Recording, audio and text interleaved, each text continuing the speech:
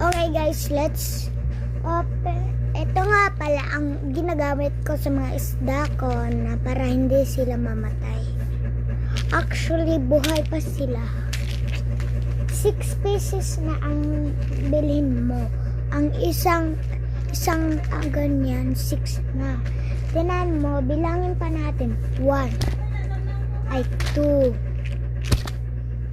4, 6.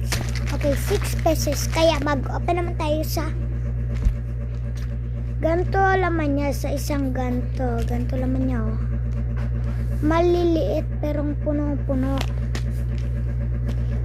Let's open the mini dumpling. Buti hindi natin nakita kayo una sisi. Anong kulay? Blue siya, pero gusto ko ng blue or purple or pink. Pero ano kaya to? Okay, ganyan siya. Feel ko makuha ko glitter na white ba to? 3, 2, 1, go. Oh my god! Tang. Dito to. Seryoso? Or hindi? Seryoso ba siya? Seryoso nga! Dumpling talaga.